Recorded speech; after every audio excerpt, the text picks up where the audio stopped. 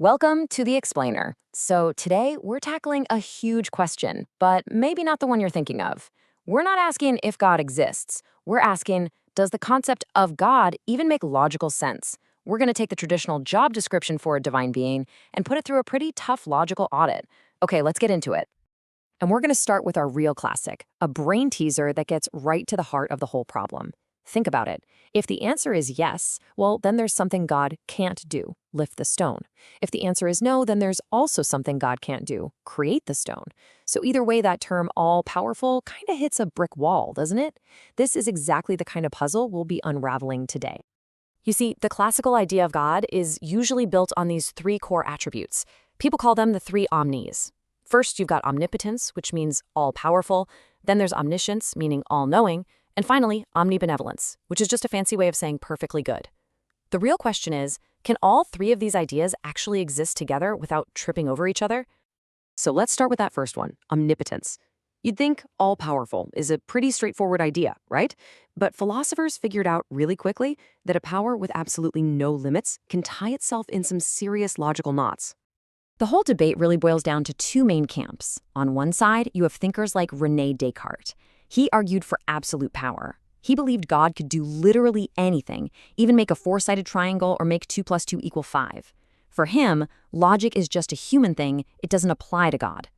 But on the other side, you've got Thomas Aquinas, who argued that God's power only extends to what is logically possible. For Aquinas, being unable to do something that's just nonsense isn't a weakness. And this quote from Descartes really gets to the core of his whole argument. He's basically saying, look, our minds are so small, our imaginations are so limited, that we can't possibly even begin to understand what God's power is really like. What we call impossible might just be a total failure of our own imagination. Okay, but let's go back to our stone paradox, because this thing is a real problem for Aquinas' view. I mean, unlike a four-sided triangle, creating a really heavy stone seems perfectly logical, and lifting a heavy stone, also logically possible. So by Aquinas' own rules, an all-powerful being should be able to do both. And yet, there's the paradox, so what gives?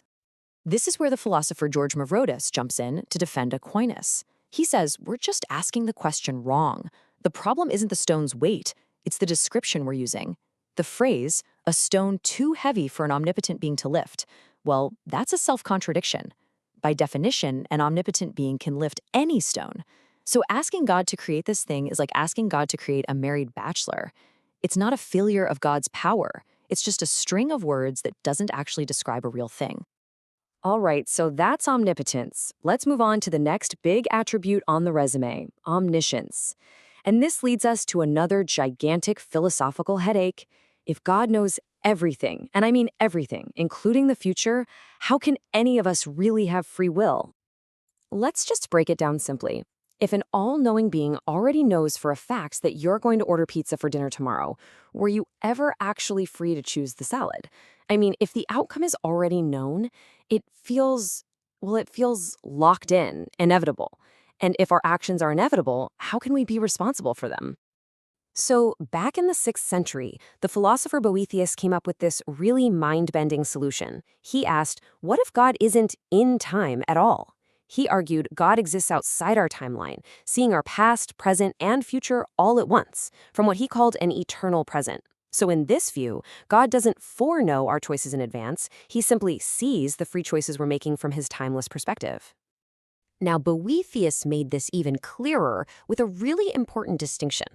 He said there's simple necessity, like the sun rising tomorrow. That's going to happen no matter what. But our choices have what he called conditional necessity. Here's the analogy. If you see a person walking, it is necessary that they are walking. You see it happening. But that necessity is completely conditional on their free choice to get up and walk in the first place. For Boethius, that's how God sees us, as the necessary results of our own free choices.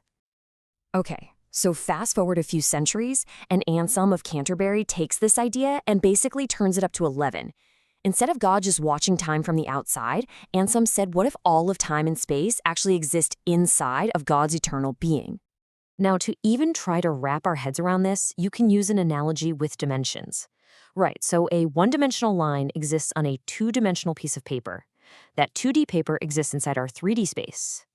while Anselm suggests that our entire 3D universe, as it moves through the fourth dimension of time, is itself contained within a fifth dimension, God's eternity. Anselm's own words just capture this so perfectly. He is not in place or time, but all times and places are in him. It's this incredible idea that the entire cosmos, from the Big Bang to the very end, is all happening within God. But, this eternal view, it's not the only game in town. More modern philosophers, like Richard Swinburne, have a different idea.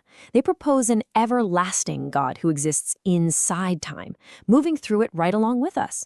Now, this kind of God would know every possibility, but wouldn't know our definite future choices, which allows him to respond to things like prayers in real time.